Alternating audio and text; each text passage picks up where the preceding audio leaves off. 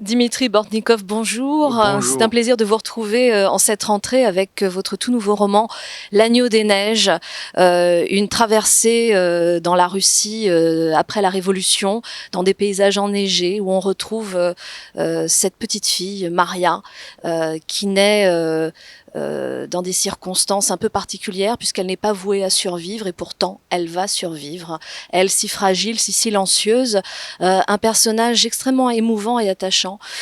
Dimitri Bortnikov, qui est Maria? Comment est-elle apparue dans votre imaginaire? Ouais, ça, c'est une question euh, entre nous. J'aurais aimé et j'aimerais pouvoir dire que Maria, c'est moi. Comme un grand écrivain français, Flaubert, a dit, Madame Bovary, c'est moi. J'espère pouvoir dire un jour et ressentir que Maria, ce personnage, est moi. En tout cas, c'est ma meilleure partie. Et cette partie, que je vous l'offre. Je m'offre pas à vous, mais j'offre cette partie, la meilleure partie de moi. J'extrais le noyau, mon âme, et je vous l'offre. On est dans le nord de la Russie. Elle naît dans cette famille pauvre. Elle va connaître la famine.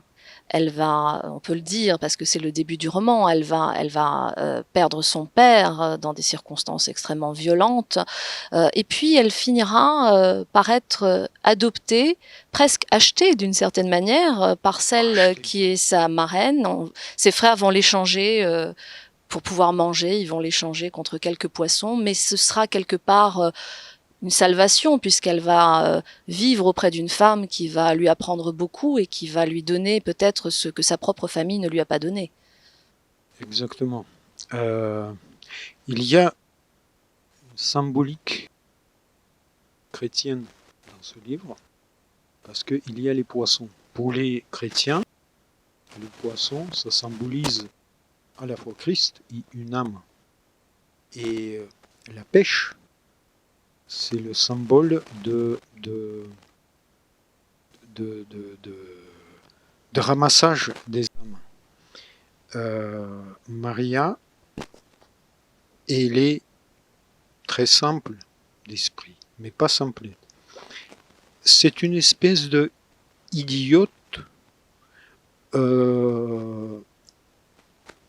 Si Dostoïevski était d'aujourd'hui, ici il écrivait en français, il aurait pu écrire L'Agneau de neige. Parce que c'est une femme extrêmement perspicace à la fois et à la fois très pure et très simple, très intuitive. Et pour les purs, tout est pur. Et au fond, tout est pur. Elle embrasse le monde d'une certaine manière, elle le prend comme il vient, elle s'adapte. C'est ce qui lui permet aussi de survivre finalement. Oui, parce qu'elle vit selon le cœur. Et son cœur, il a connu l'amour. Et le cœur qui a connu l'amour, il n'a même pas besoin de s'adapter. Parce que tout ce qui l'entoure s'adapte au cœur qui connaît l'amour. Parce qu'on voit dans notre vie quotidienne, on sent celui qui sait aimer. Et celui qui sait aimer trouve à nos yeux grâce à nos yeux. Et cette fille, elle ne devait pas vivre. Elle ne devait pas, parce que tout était contre elle. Mais il vit, parce que son cœur aime. Son cœur, il a le cœur qui aime. Et le corps a ses défauts, mais le cœur est parfait. Elle va travailler dans un hôpital, elle va travailler dans un orphelinat, elle va être confrontée à la violence du monde. C'est une période particulièrement chaotique où la violence prend le pas sur l'humanité. dans la continuité de ce que vous venez de dire, elle est inaltérable face à cette violence. Cette force vient de la pureté qui est la sienne. D'où vient-elle, cette force? Je pense que on voit, en étant à l'extérieur, de l'extérieur, on voit ça comme une force. Mais je ne crois pas que ce soit une force. C'est la faiblesse. Mais cette faiblesse, elle est surhumaine. C'est pas une faiblesse d'effort. C'est la force des faibles. Et simplement, elle a le cœur. Et le cœur, il survit. Mais quand une femme accouche un enfant, elle a une force incroyable. Elle donne sa vie pour son enfant. Pour un homme, donner sa vie pour son enfant, c'est un autre chapitre. Il faut un travail. On aime, les pères aiment leurs fils. Mais pour donner spontanément la vie pour son enfant, c'est la magie d'une femme. Et elle a 12 enfants, 12 orphelins, en état elle-même orpheline. Il a cet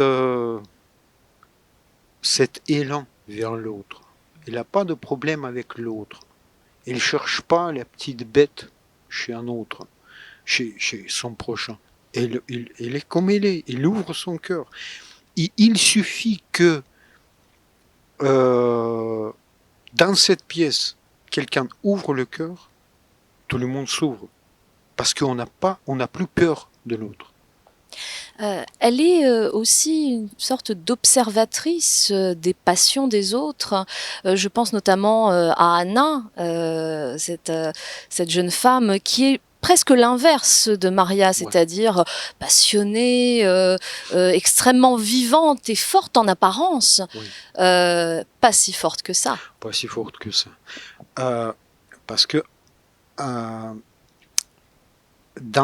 le cœur, dans l'âme des gens, parce que le livre, il parle pas seulement des personnages, il parle des lecteurs, de ceux qui vont le lire. Il parle de moi aussi. C'est lui qui l'a écrit. Donc ça parle de beaucoup de choses. Ça parle de nous. En tout cas, j'espère. Il y a des gens forts, il y a des femmes fortes, il y a des femmes passionnées, mais ils n'ouvrent pas le cœur. Ils veulent prendre le cœur de l'autre. Ils veulent posséder. Elle ne veut posséder. Elle ne veut pas posséder. Elle ne veut pas avoir. Et même parfois, elle ne veut pas vivre. Il n'y a pas de contradiction en elle. Autour d'elle, tout le monde se fait mijoter dans les passions, dans la haine, dans le passé ou dans le futur. Elle vit comme dans une forêt enchantée, mais elle ne juge personne. Elle ne dit pas quelque chose qui soit comme jugement, pas du tout. Elle juge personne, elle condamne personne, elle vit sa vie, elle trace sa route, elle connaît au fond, elle connaît son destin. C'est lui qui connaît son destin, il est imperméable pour le monde. Alors, je parlais tout à l'heure de la violence qui l'entoure. Est-ce qu'on peut donner un petit peu le contexte de la trajectoire de Maria? Qu'est-ce qui se passe à ce moment-là en Russie? À quoi elle est confrontée? Déjà, il y a le mot clé, l'ennemi du peuple. L'ennemi du peuple. Dès que Staline arrive au pouvoir, tout le monde peut devenir l'ennemi de tout le monde, ça veut dire l'ennemi du peuple. Et le peuple devient l'ennemi de lui-même. Les années 30, la famine. La première famine, c'est l'Ukraine. Deuxième famine, c'est la Volga.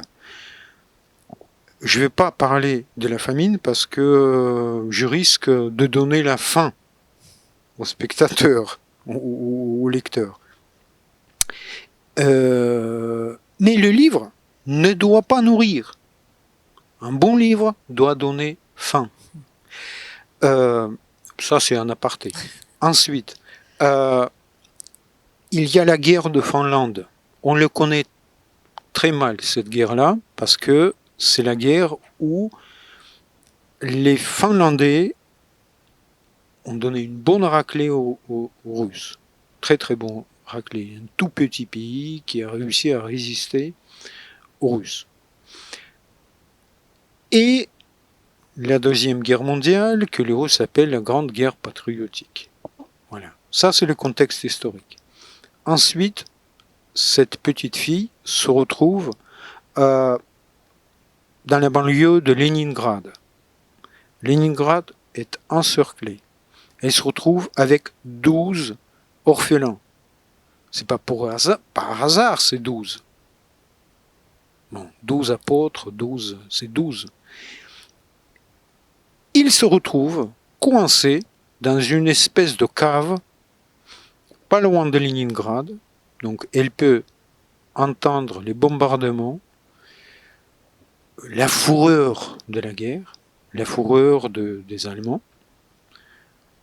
Et à la fois, elle est très calme.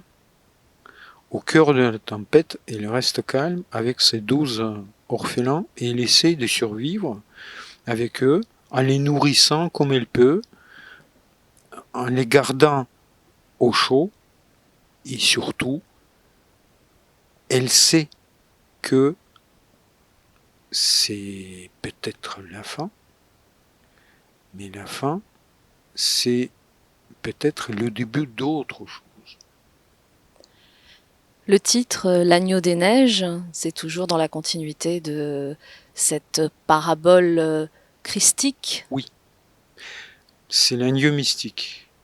C'est l'agneau qui se donne en pâture pour ceux qui ont faim, mais pas seulement faim physique, c'est la faim aussi spirituelle.